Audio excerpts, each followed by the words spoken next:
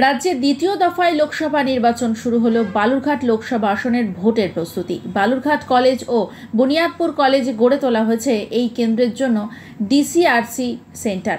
ভোটকর্মীরা ভোরবেলা থেকেই উপস্থিত, নিজেদের জিনিসপত্র দায়িত্ব বুঝে নিচ্ছেন তারা। এরপর নির্দিষ্ট গন্তব্যের দিকে রওনা হচ্ছেন তারা। এদিকে ভোটকর্মীদের বুথে পৌঁছাতে যাতায়াতের সুবিধার্থে সব রকমের যানবাহনের ব্যবস্থা প্রশাসনের তরফ থেকে আগাম করে রাখা হয়েছিল। এমনকি প্রত্যন্ত এলাকাতেও ভোট গ্রহণ হচ্ছে, যাতে কোনো রকম সমস্যা না হয় সেদিকেও নজরদারি চলছে। এবার এক নজরে দেখাবো আপনাদের বালুরঘাট লোকসভা আসনে ভোটের যাবতীয় খুঁটিনাটি। মোট ভোটার সংখ্যা 15,61,966। পুরুষ ভোটার সংখ্যা 7,98,217। মহিলা ভোটার সংখ্যা 7,63,668। তৃতীয় লিঙ্গের ভোটার 81 জন। মোট ভোট গ্রহণ কেন্দ্র 1,569। অ্যাক্সিলারি বুথ 2টো। মহিলা পরিচালিত মডেল বুথ 36টি। ক্রিটিক্যাল বুথ দক্ষিণ 24 পরগনায় 284টি ও ইটাহারে 40টি। গত লোকসভা ভোটে এই কেন্দ্রে জয়ী হয়েছিলেন বিজেপি প্রার্থী সুকান্ত মজুমদার।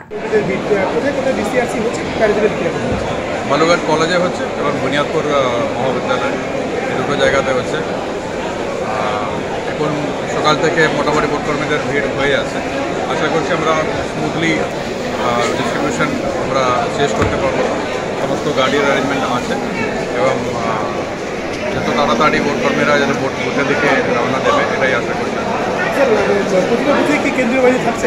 প্রত্যেকটা বুথে কতজন কেন্দ্রীয় বাহিনী থাকবে? হাফ সেকশন করে প্রত্যেকটা পোলিং হাফ সেকশন মানে 4 জন করে থাকবে। যে বুথে 3টে